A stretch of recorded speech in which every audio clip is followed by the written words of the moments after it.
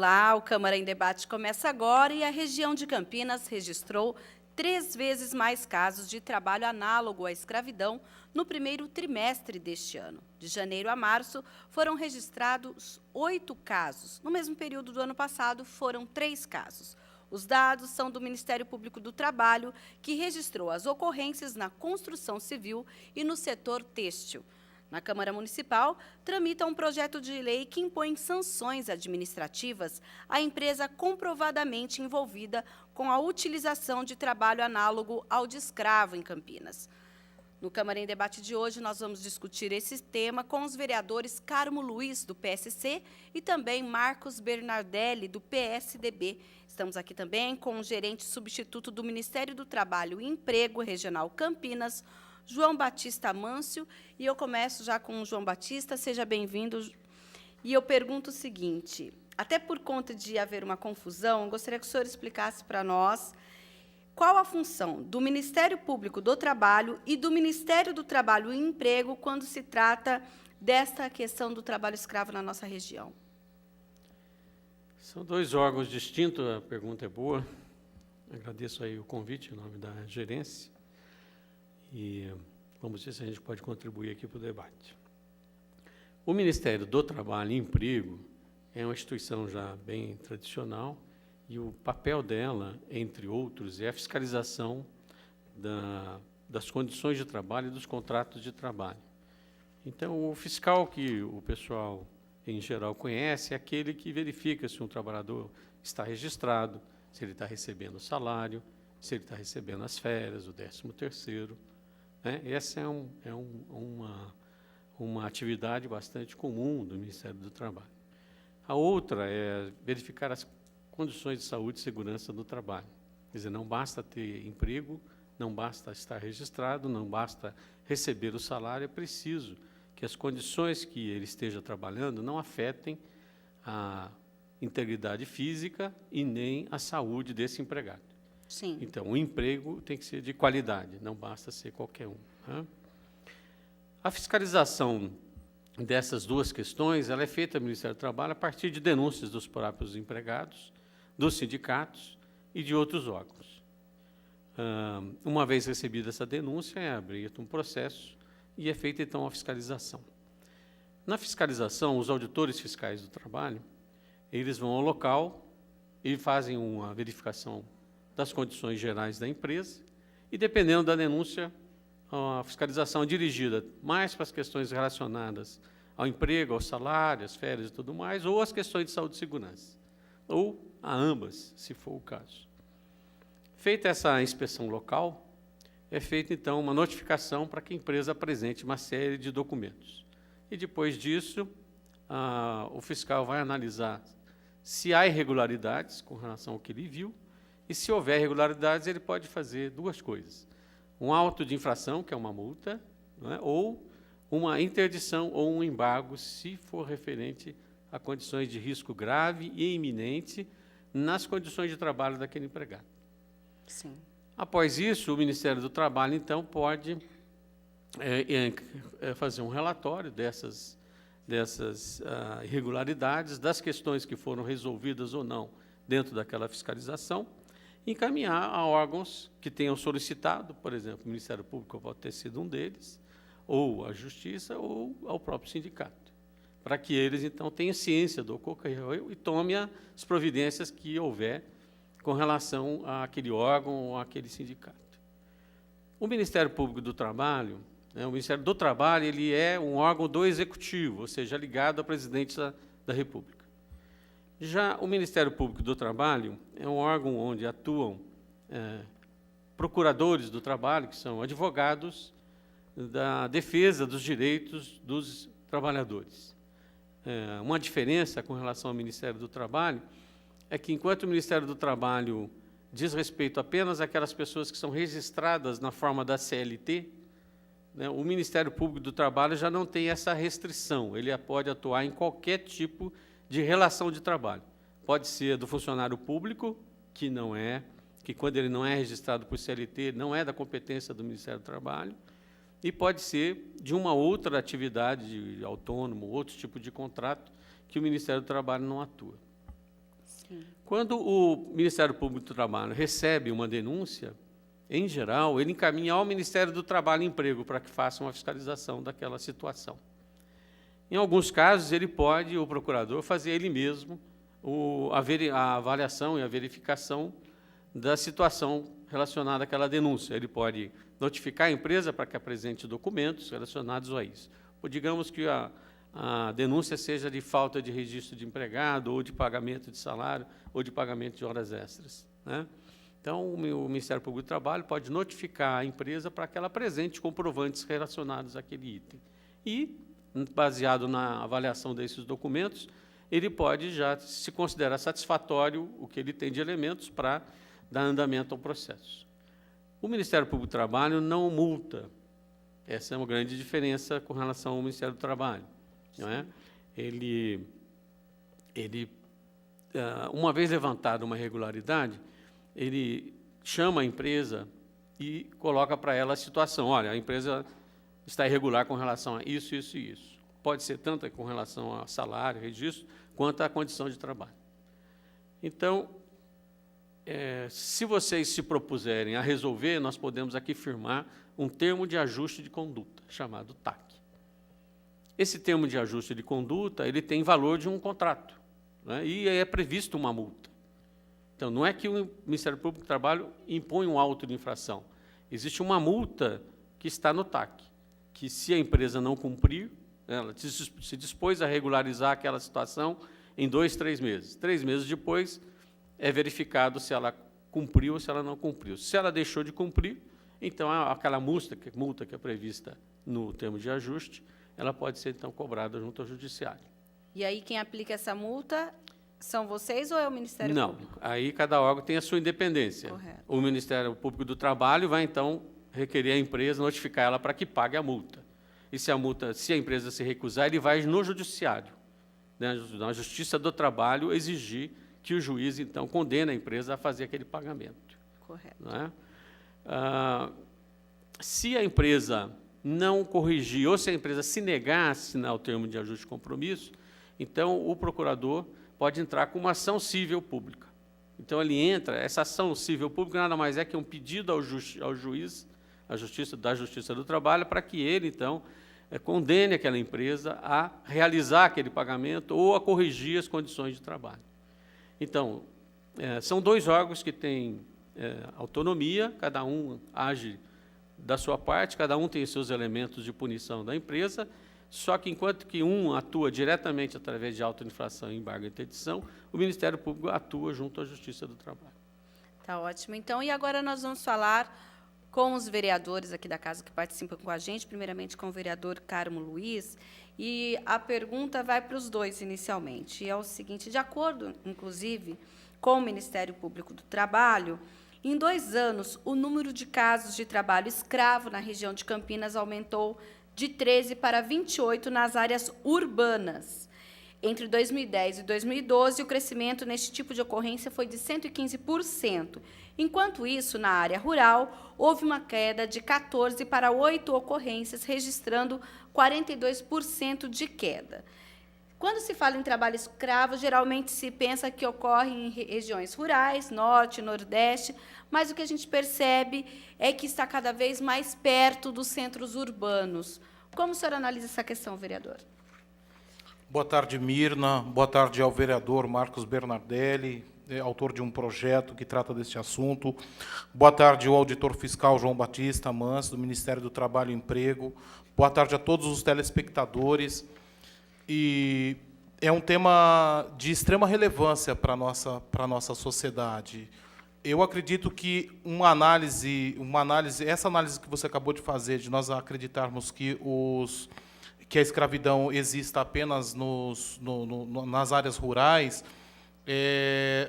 os números estão mostrando justamente o contrário. Os números estão mostrando que, infelizmente, nas regiões como a região da capital e nas cidades do interior paulista, infelizmente, os números têm sido expressivos e têm se apresentado de forma a aumentar. Inclusive, há algum tempo atrás, nós acompanhamos na imprensa uma empresa, uma loja de grife de alto nível com escravidão dentro dela.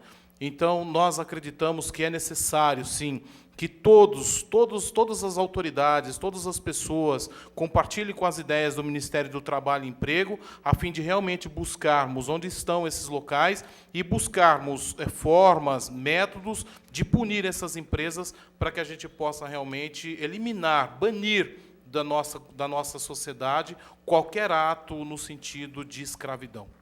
Tá ótimo, então. E falando em penalidades, nós temos aqui o autor de um projeto de lei que tramita na Câmara Municipal, que trata justamente disso.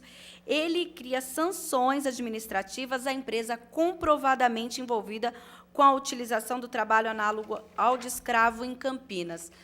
Vereador Marcos Bernardelli, autor do projeto, seja bem-vindo. Eu gostaria primeiro que o senhor fizesse essa análise, primeiramente, sobre o aumento do trabalho análogo à escravidão nos centros urbanos e explique para a gente o seu projeto. Boa tarde, Mirna. Boa tarde, vereador Carmo. Boa tarde, João Batista, a quem há poucos dias atrás estivemos aqui num outro debate nessa casa. O tema era acidente não é obra do acaso. E essa situação ela vem sendo um amargor, principalmente para nós aqui de Campinas.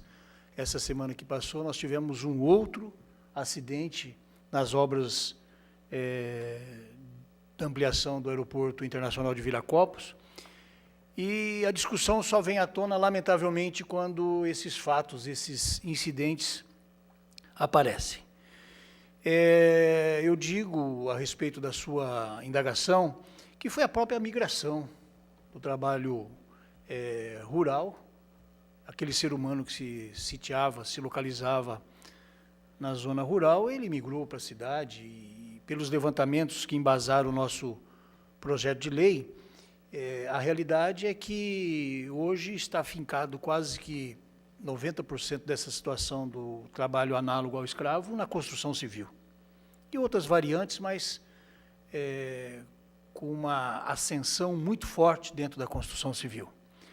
E isso me causou também, naquela nossa intervenção, quando aqui estivemos, que, independente do funcionário público ser do Ministério Público do Trabalho ou do Ministério do Trabalho, que nas funções atinentes aos fiscais, eles ficam limitados a encaminhamentos de ofícios ou de constatação do que verificaram em loco. E o que me causou mais estranheza ainda é que a tipificação do crime, a regularização do artigo 149 do Código Penal, ocorreu em 12 de dezembro de 2003. Foi publicado no Diário Oficial. Você tipificando essa atitude como crime. E daquelas autoridades presentes, nenhuma soube dizer ou soube relatar de um único fato, aonde ou o empresário, ou o encarregado da obra, ou o engenheiro da obra, tenha sido levado às barras do tribunal ou da justiça criminal e penalizado a respeito.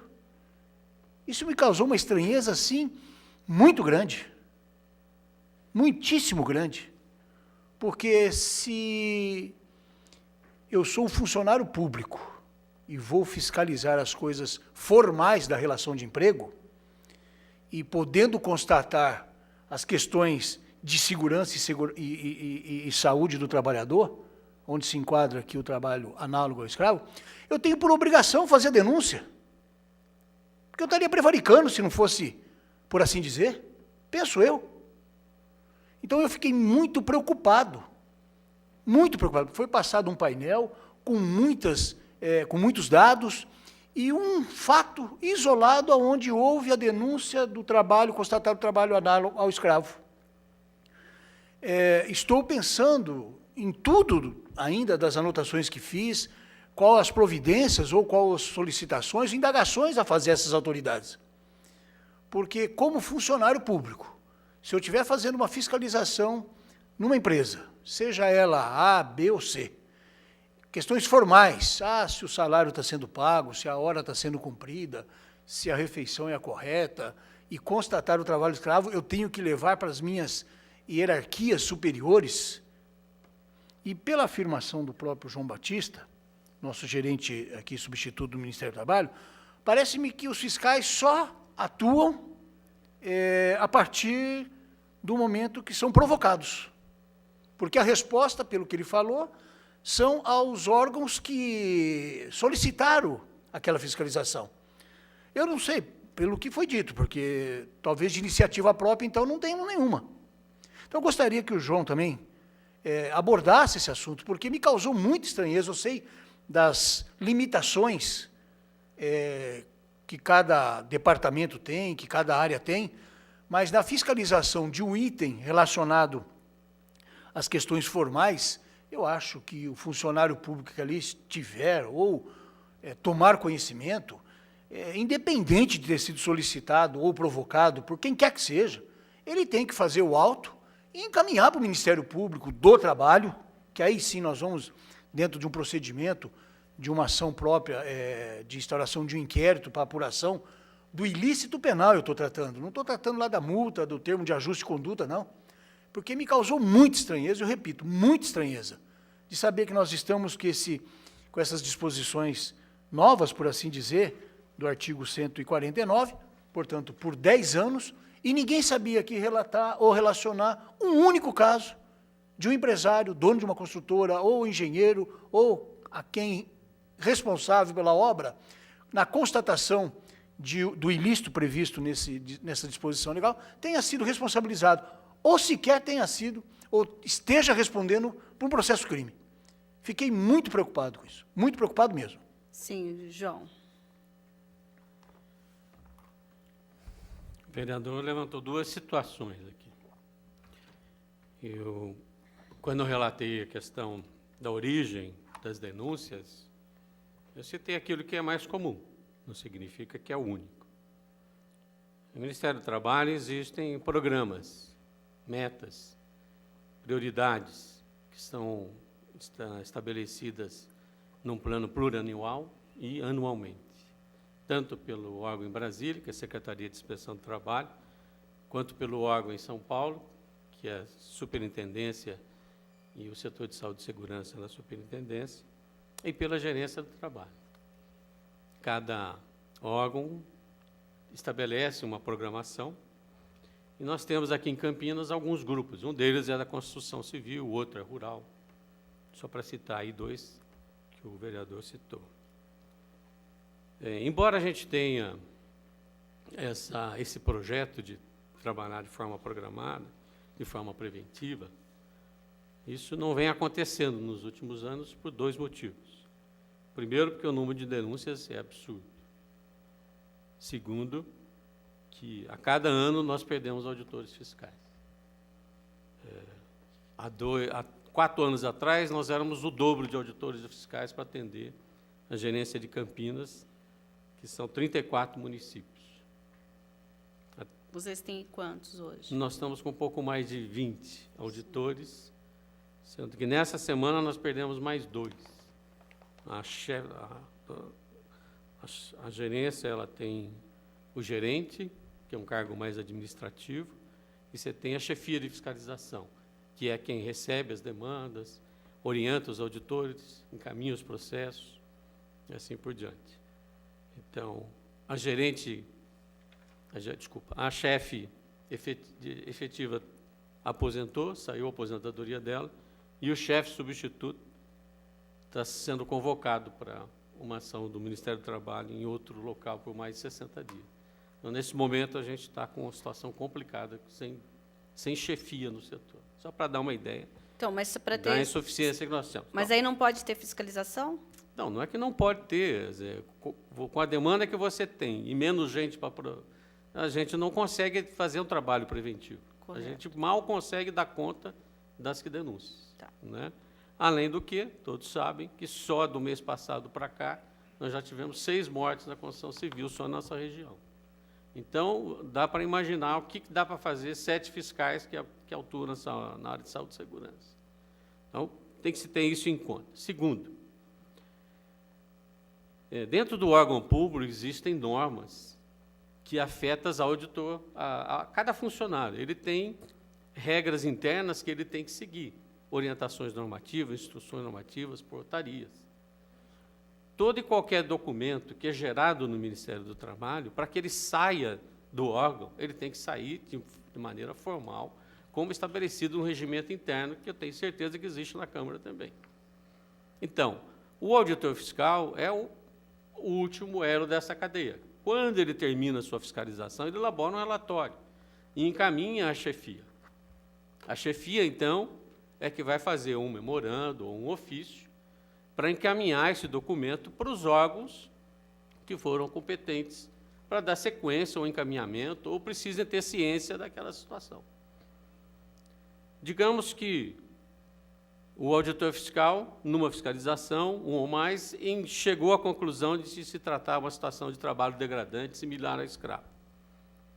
Os procedimentos administrativos são elaborar um relatório e encaminhar esse relatório à chefia, que, por sua vez, encaminha ao Departamento de Trabalho Escravo em Brasília, ligado à Secretaria de Inspeção do Trabalho. Esse órgão tem que ter ciência do que aconteceu e ele tem providências a adotar com relação a isso. O artigo 141, ele é do Código Penal. E não é atribuição nem do Ministério do Trabalho, nem do Ministério Público do Trabalho, dar andamento à apuração de ilícito quanto a esse artigo. Quem faz isso é o Ministério Público Federal. Então, é um outro órgão que faz essa ação junto ao Judiciário. Não é a Justiça do Trabalho quem avalia esse tipo de situação. Portanto, não é o Ministério Público do Trabalho a quem cabe fazer isso. Tanto o Ministério Público do Trabalho quanto o Ministério do Trabalho, face a uma situação de trabalho degradante, fazem o seu trabalho, elaboram o seu relatório e encaminham ao Ministério Público Federal para que ele, então, dê sequência a isso. Assim também, a Polícia Federal, quando encontra uma situação de trabalho degradante, produz o seu relatório, um inquérito policial, e encaminha, por sua vez, ao Ministério Público Federal, que é quem cabe denunciar a empresa junto ao Judiciário com relação a trabalho degradante. Tá certo, então ficaram algumas dúvidas, mas a gente vai dirimi-las daqui a pouco, porque nós vamos a um breve intervalo e voltaremos já já com o Câmara em Debate. Não saia daí.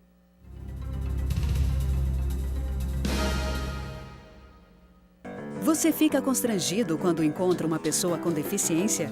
Então, está na hora de mudar. Deficiência não é doença e essas dicas são para você. Ao conversar com o cadeirante, procure sentar-se. Assim, vocês mantêm a mesma linha do olhar. Para ajudá-lo a subir um degrau, segure a cadeira com firmeza e incline para trás, levantando as rodinhas da frente. Para descer, faça a manobra de marcha ré, sempre apoiando para evitar solavancos. Mas nunca movimente a cadeira sem antes pedir permissão ao cadeirante. E em nenhuma hipótese, nem por um segundo, estacione na vaga reservada a pessoas com deficiência ou ao lado de guias rebaixadas. Você gostaria que construíssem um muro na porta da sua garagem? Pois é, quando você estaciona em lugares reservados, está impedindo que o deficiente físico se locomova. Cidadania é saber conviver com as diferenças.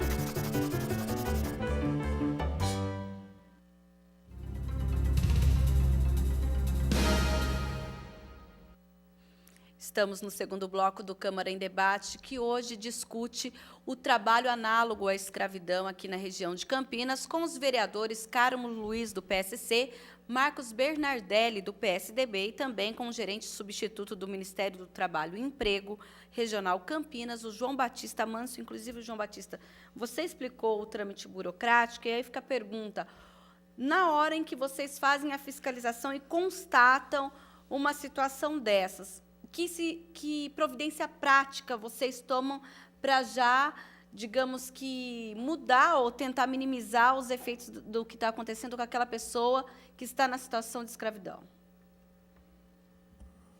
Bom, uma vez iniciada a fiscalização e o auditor fiscal ou auditores ali presentes cheguem à conclusão que essa condição se enquadra em trabalho degradante, existe restrição de liberdade, que não é simplesmente alguém apontar uma arma para o trabalhador e obrigar ele a trabalhar. Muitas vezes a restrição da liberdade está ligada à retenção de documentos. Sem documento, a pessoa está sujeita a não ser reconhecida enquanto cidadão. Ele não recebe salário. Sem salário, ele não consegue sair do emprego, não é? Porque ele fica amarrado, ele não pode sair dali e procurar uma outra atividade. Jornada abusiva, jornada exaustiva, né? Ou a questão de condições degradantes de trabalho em si, constatada uma ou mais dessas situações, em geral são várias delas, o auditor fiscal, então, notifica ao empregador, o responsável por aquela situação, para que ele faça a imediata rescisão do contrato de trabalho.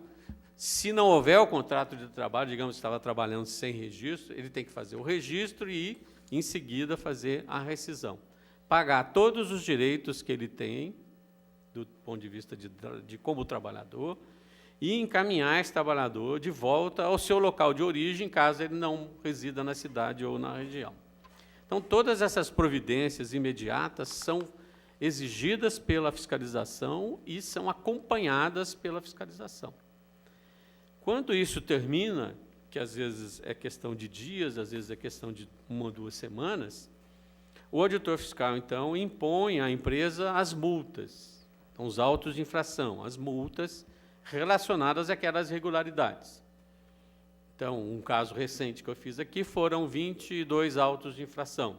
Ali estão trabalho por mais de 14 em 15 horas diárias, trabalho durante 30 dias sem folga, mais de 2 horas extras por dia de jornada, as condições de alojamento. Então, todas essas multas já são impostas à empresa, além do pagamento, ressarcimento de toda a questão das verbas trabalhistas devido ao empregado e pagamento do transporte e da despesa de alimentação dele, caso ele more, por exemplo, no Maranhão, no Belém, Mas que foi o isso caso o empregador aí. tem que fazer em quanto tempo? Isso não existe um tempo, porque é um processo, né? A empresa, primeiro, a gente precisa localizar qual é o trabalhador de fato, segundo, localizar a questão do pagamento, se ele tem recurso para isso, como vai conseguir esse recurso, e, em terceiro, existe toda uma documentação que tem que ser feita para que tudo seja formalizado. Então, se ele não tem registro, tem que providenciar o registro. Se ele não tem carteira de trabalho, tem que providenciar a carteira. Se ele não tem PIS, tem que providenciar o PIS. E essas coisas demandam tempo, é burocracia, não é? Então, uma ação dessa nunca dura menos do que 1 semana. E pode durar até mais de 2. Né? Enquanto isso, o trabalhador fica naquele lugar. Enquanto isso, ele sai daquele lugar, caso o alojamento onde ele estava tenha sido considerado uma condição degradante, como aconteceu no caso, eles saem e são colocados em hotel, por exemplo, numa pensão, num outro local que seja adequado. Sim. Resolvida a situação daquele empregado, a fiscalização acompanhou, foi embora, etc. Então, aí vem essa parte dos autos de infração. Terminado isso, o auditor fiscal, então, faz aquele relatório fiscal e encaminha ao Departamento do Trabalho Escravo. Quando o Departamento do Trabalho Escravo recebe esse documento, ele, então, já encaminha ao Ministério Público Federal, ao Ministério Público do Trabalho, ao CONATRAI, enfim, há diversos órgãos aí que estão relacionados e que já é rotina daquele órgão fazer esse repasse. Uma medida que é feita à Secretaria de Inspeção do Trabalho, ao Departamento do Trabalho Escravo, é o enquadramento da empresa na lista suja. É um documento que não tem, digamos assim, um valor formal, mas a empresa é dado um conhecimento à sociedade de que aquela empresa praticou uma ação de degradância com relação a empregados em algum momento, né? Então, essa lista suja, hoje, bancos estatais, como o Banco do Brasil, Caixa Econômica, BNDES, sustam financiamentos a essas empresas que são colocadas nessa lista suja. Então, embora não seja uma ação determinada pelo Ministério do Trabalho, mas existe normativas desses órgãos para que, uma vez colocados nessa lista suja, eles já passam a sofrer restrições de crédito com relação a essa empresa. Fora o processo judicial que vai ser feito pelo Ministério Público Federal. Então, quem poderia responder sobre o que acontece com essas empresas com relação à responsabilidade civil e criminal delas pela degradância do trabalho seria o Ministério Público Federal. É ele que tem essa competência. Tá ótimo. Então, vereador Carmo, aqui na Câmara Municipal de Campinas, esse assunto não é novidade, tanto que nós já tivemos aqui em 2011 uma CPI do trabalho escravo, na época, outros vereadores que estavam à frente desse trabalho, e ela apontou alguns caminhos para evitar a situação de escravidão. Uma delas foi a liberação de alvará para o início das obras, que ele estivesse atrelado às boas condições dos alojamentos e acomodações dos operários e também o respeito à legislação trabalhista. O senhor acredita que medidas como esta sejam assim, viáveis numa cidade como Campinas?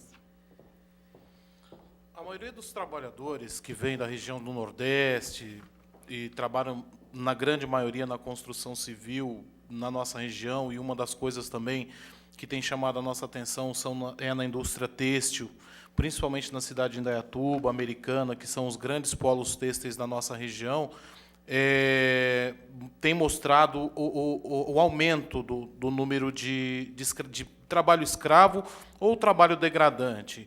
E eu acredito, sim, que se nós começarmos, todos nós juntos, porque nós estamos em pleno século XXI, este ano nós completamos 125 anos da abolição da escravatura, e não é possível mais aceitarmos qualquer tipo de prática nos dias de hoje. É necessário que haja, é claro, uma conscientização, é necessário que haja um debate muito grande a respeito deste tema, que nós possamos realmente buscar o mais possível debater esses temas. Só que é isso, nós precisamos de agir de forma dura, não aceitando, suspendendo alvarás, fazendo. Já existe essa ação aí por parte de órgãos públicos, o Banco do Brasil. Em alguns casos, antes de se obter o alvará, existe uma declaração que a empresa tem que mostrar que nunca passou por isso, mas eu acredito que, se nós começarmos a fazer esse trabalho em pequenas cidades de número menor de habitantes, buscarmos realmente fazer com que essas empresas sejam, de uma forma ou de outra, lacradas, o alvará suspenso, esses tipos de coisa, eu tenho certeza que aí haverá, através da punição, uma diminuição nos números. Sim, vereador Bernardelli, é nesse sentido que o seu projeto de lei tenta atuar. Eu gostaria que o senhor explicasse um pouco para nós, porque ficou sem essa explicação no outro bloco. Realmente, neste projeto, nós elencamos aqui quais são as penalidades, vai da lacração de estabelecimento até a cassação do alvará, proibição de contratar com o poder público e multa de 20 mil UFIX. Toda essa tentativa de coibir essa prática. Mas eu quero voltar um pouquinho, porque nós elencamos aqui que toda constatação, o chefe do executivo poderá determinar a lacração através dos fiscais municipais, mas eu retorno à manifestação do João Batista, que, como advogado que sou, eu acho que algumas regras administrativas não podem sobrepor a legislação e a lei federal. Só a Constituição e aquelas que não se confrontam.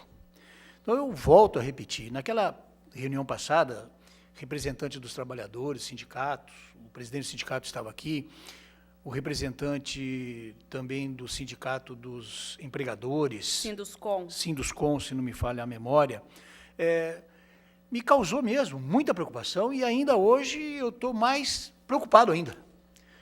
Porque se o Ministério Público ou o Procurador da República, que é localizado aqui em Campinas, ele não tem o dia a dia relacionado às coisas da relação de emprego ou do trabalho. Quem as tem é o Ministério Público do Trabalho e o Ministério do Trabalho. A ciência a ele só será dada a partir do momento que se constatar. Eu tenho um trabalho realizado aqui pelo Ministério Público Federal, exatamente nesse contexto.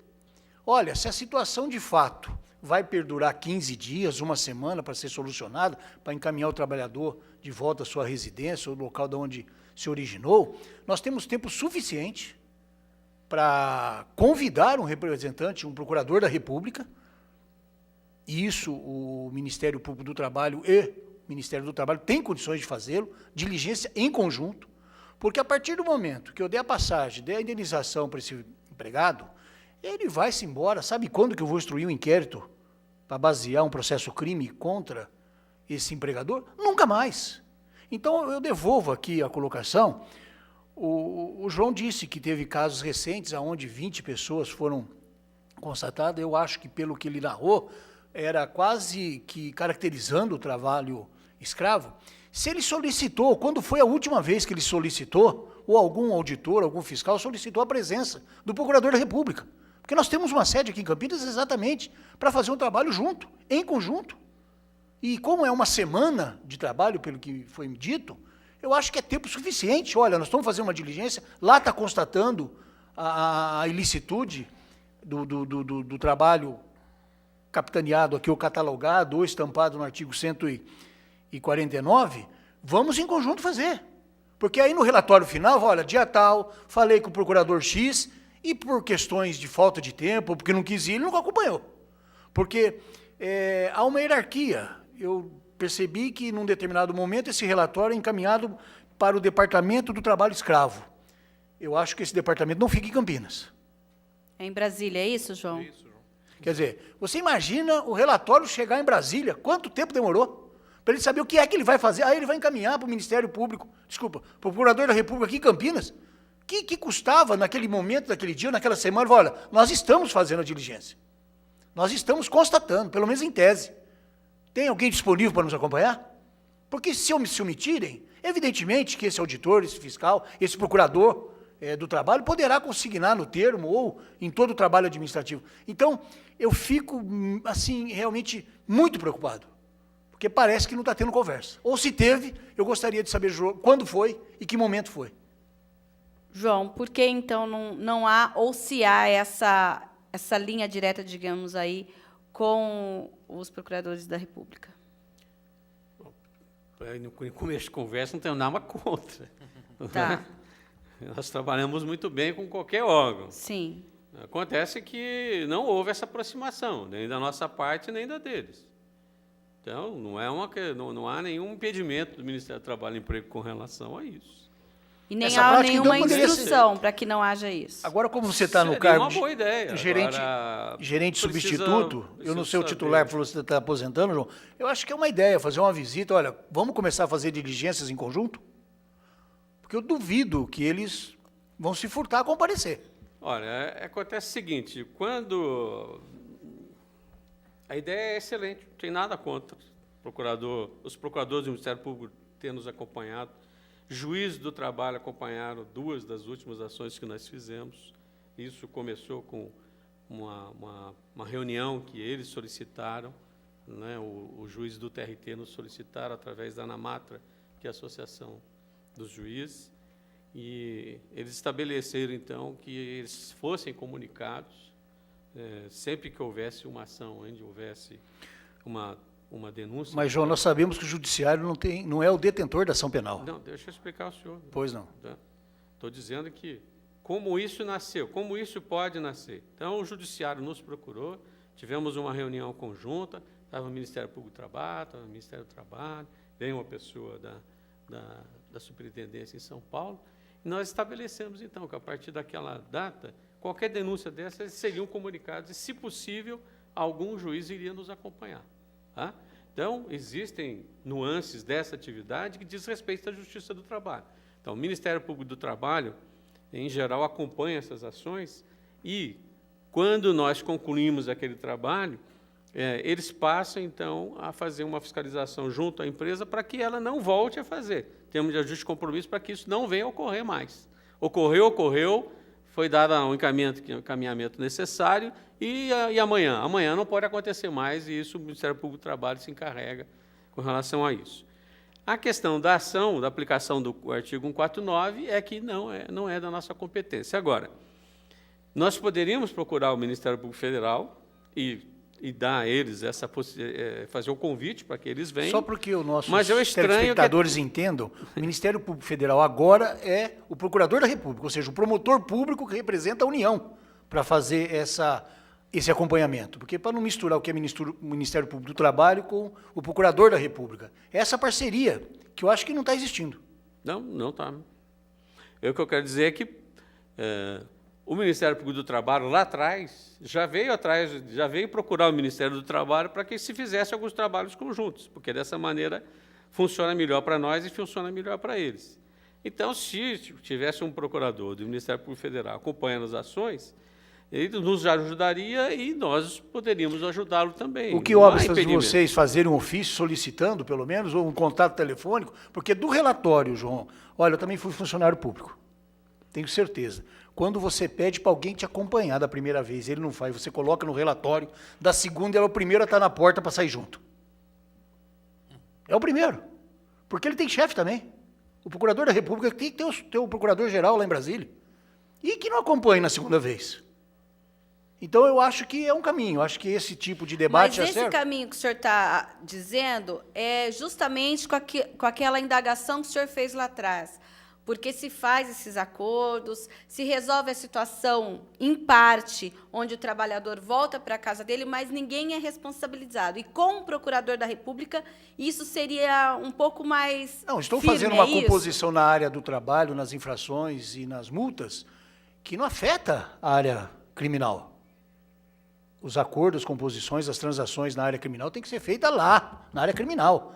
E da primeira vez que fizer, o procedimento vai ficar suspenso por um tempo, e se for reincidente, volta no período a tramitar novamente. Que é uma garantia maior de que isso não volte a tenha acontecer. dúvida, e o sujeito vai saber que ele vai ser processado criminalmente. Mas aí eu vou perguntar, então, para os 3 vereadores. O João até afirmou que, no caso, o Banco do Brasil, a Caixa Econômica, não até pode negar, no caso, financiamentos para algumas empresas que estejam envolvidas com casos de trabalho análogo à escravidão. No entanto, nós tivemos aqui, como eu já citei, a CPI do trabalho escravo, e, naquela ocasião, o gerente regional da Caixa Econômica Federal, Marcos Fontes, disse que realmente há esse trâmite, mas ainda há um problema, porque o banco não tem como fiscalizar as obras que foram terceirizadas, por exemplo. Quem é o contratado, quem recebeu lá digamos que aquele valor do banco, não é ele necessariamente que está empregando aquele trabalhador na situação do trabalho escravo. Isso também não é um problema para vocês e como os vereadores analisam a situação, vereador Carmo? É interessante, isso é muito interessante de ser levantado. Hoje, por exemplo, eu, como membro da Comissão de Estudos dos Trabalhos da Construção Civil, e nós temos o caso do aeroporto de Viracopos, no qual o vereador levantou aí, a maioria das empresas que trabalham no consórcio da construção são terceirizadas. E nós sabemos, nós conhecemos vários alojamentos. É claro que nós não temos aí nenhum número, nenhum dado que mostre qualquer coisa relacionada ou análoga à escravidão, mas é um dado interessante. Como que nós poderíamos também, já que trata desse assunto, buscarmos também atingir as empresas que são as terceirizadas? Na justiça especializada, você tem a figura da responsabilidade solidária ou subsidiária. Então, a questão de contratar terceiro, seja lá o quarto ou quinto, ela fica suplantada por essas premissas. O que eu trago à discussão novamente é que eu fiquei indignado. Eu não tinha escutado isso.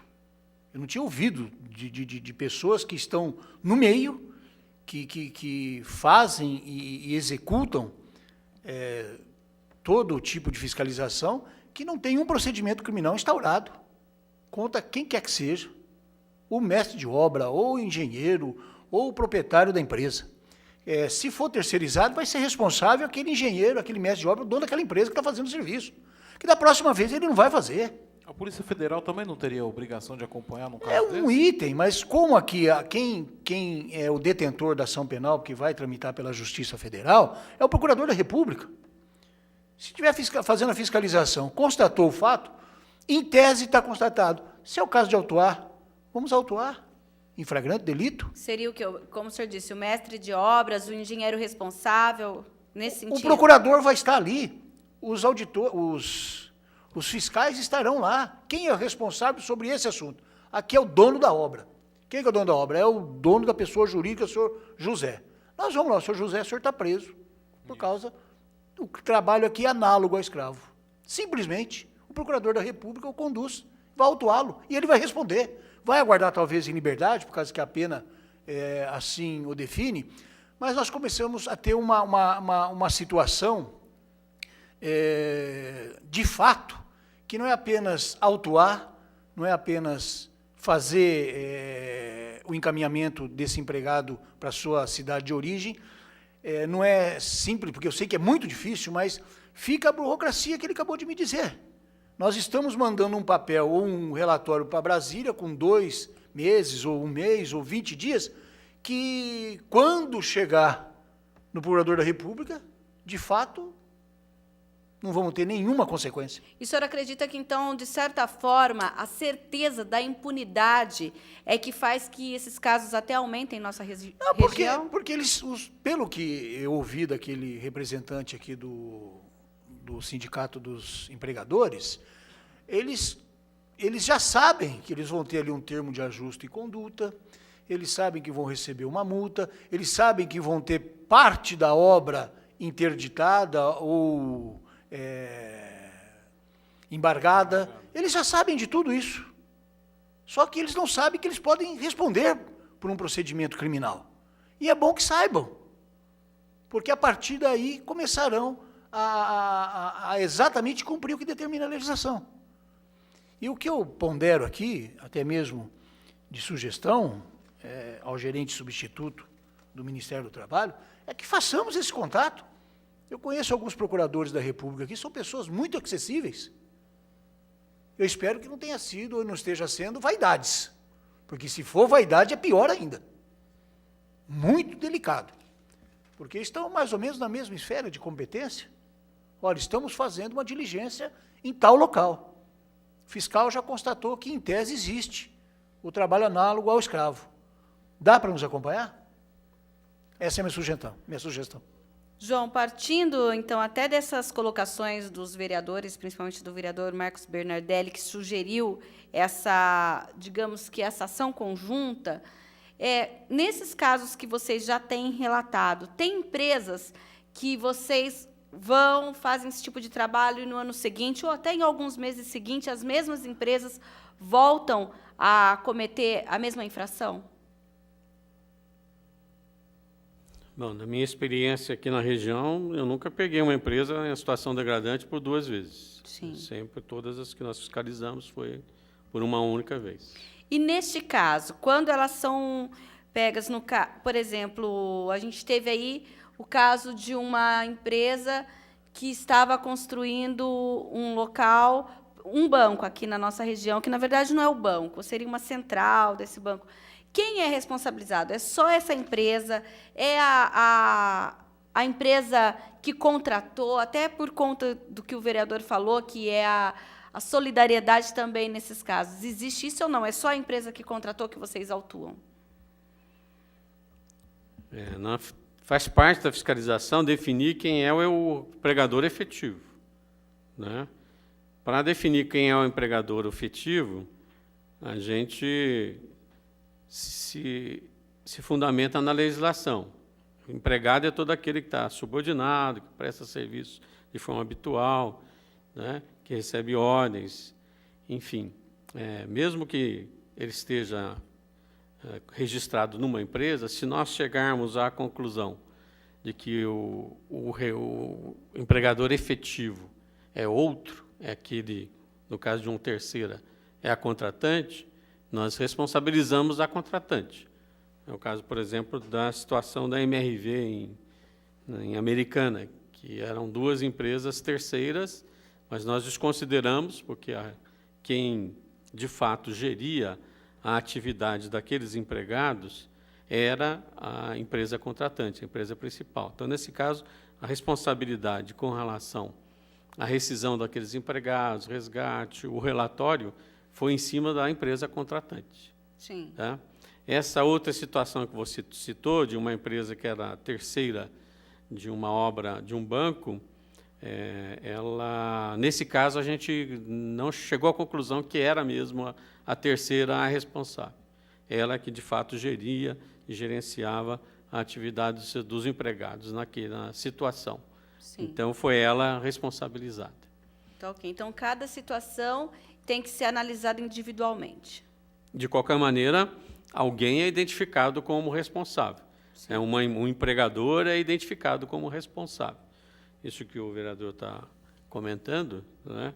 Eu não tenho conhecimento do que o Ministério Público Federal tem feito com relação a essas empresas e esses relatórios que nós encaminhamos, né? Tá. Teria que ser convidado ao Ministério Público Federal para responder se há ou não, se houve algum procedimento com relação a isso. Isso é uma questão. A outra é, da possibilidade de trabalhar, depende menos de nós do que deles, né? Então, eu não sei qual é a capacidade, né, de procuradores que existem lá, qual é a possibilidade deles participarem dessa ação conjunta, né? Nós vemos que seria muito ótimo, muito bom que isso acontecesse, mas também não dá para fazer se eles não tiverem condição de fazer. Sim, a gente recentemente, nós estamos falando muito da construção civil e até do setor têxtil, mas recentemente a gente teve aí uma mudança na legislação do trabalho doméstico. E geralmente se fala muito dessa questão do excesso de horas extras, do excesso do horário de trabalho. Vocês já estão sentindo, ou através do Ministério Público do Trabalho, tem entrado em contato com vocês, já com reclamações a respeito disso? A fiscalização do trabalho tem uma limitação muito grande com relação ao trabalho doméstico, porque nós não temos autorização para entrar na casa. Mesmo que seja registrado? Não importa. Esse é o domicílio, é domicílio de alguém e ele é inviolável, a menos que você tenha um mandado judicial. Sim. E no caso de denúncias, qualquer pessoa pode ligar no Ministério Público do Trabalho ou só as entidades ou o próprio trabalhador é que pode fazer a denúncia? A denúncia do Ministério do Trabalho e Emprego e do Ministério Público do Trabalho pode ser feita por qualquer pessoa, né? Hoje mesmo eu já atendi 2 lá no meu plantão, antes de vir para cá. Tá, Né? o Ministério Público do Trabalho é o 3796-9600, é isso? Isso. Então, se você sabe de algum caso, quer fazer a sua denúncia, 3796-9600. E agora, nosso tempo está acabando, eu gostaria até que o João começasse pelo João, depois pelos vereadores. Na sua visão, João, como poderemos, na nossa região, reduzir o número de casos de trabalho análogo à escravidão? Bom, a primeira coisa que precisa ficar claro é que não é responsabilidade do órgão de fiscalização e nem de outros cumprir e respeitar os direitos de cada pessoa enquanto empregado. Então, nunca devemos nos esquecer que não é problema da fiscalização, né? Nem é da Câmara de Vereadores, nem é da... Isso é um empregador, quando ele emprega, quando ele se submete às condições de mercado, de abrir uma empresa e, consequentemente, contratar pessoas, assim como ele tem responsabilidade de fornecer um produto de maneira de qualidade, que o consumidor, né, possa utilizar sem riscos e que fique satisfeito com esse produto, ele tem que respeitar os direitos que os empregados têm e as condições de trabalho desse direito. Então, a responsabilidade de primeiro é sempre dele e ele tem que levar isso em consideração para poder se tornar um empresário, um empregador. Com relação ao trabalho das fiscalizações, a gente tem um momento muito sério de falência dos órgãos. Então, os órgãos de fiscalização, Ministério do Trabalho, Ministério Público, Sereste, nós estamos com um problema muito sério de falta de pessoal de todos os níveis, tanto de fiscalização quanto de apoio. Então, esse é um problema que nós precisamos superar urgentemente, senão a nossa capacidade de fazer alguma coisa nesse universo fica cada vez mais reduzida. Com relação à atuação conjunta dos órgãos, uma coisa que a Prefeitura poderia nos ajudar, a Câmara de Vereadores, é nesse projeto do vereador, que é bastante interessante. O governo do Estado de São Paulo criou uma legislação que a empresa que for enquadrada em trabalho degradante ou trabalho similar a escravo também vai perder a inscrição estadual, né? Existe uma medida aí, já em forma de lei, né, que já foi instalada. A Prefeitura poderia acompanhar, né, E para a gente é mais factível até, porque fica mais próxima da gente a aplicação desse tipo de norma. Uma dificuldade que eu vejo com relação à legislação estadual, o cara não estabeleceu ainda critérios para isso. Como é que vai ser feito? Ela vai se basear em quê? Vai se basear na lista suja? Vai se basear em relatório? Qual vai ser o critério para que a empresa... Exatamente.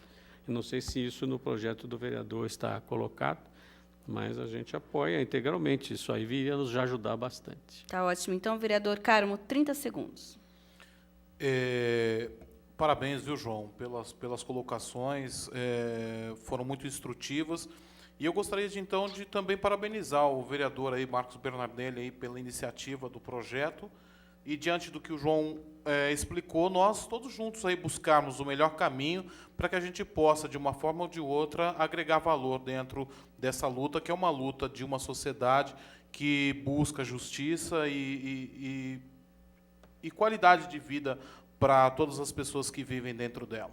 Tá ótimo. Então, 30 segundos, vereador Bernardelli. Eu quero mais uma vez agradecer a participação do João. Eu fico batendo um pouquinho forte aqui porque, como funcionário público que fui, nós temos função de servir o público. E é por essa responsabilidade que me posiciono. Quero também parabenizar o vereador Carmo pela participação.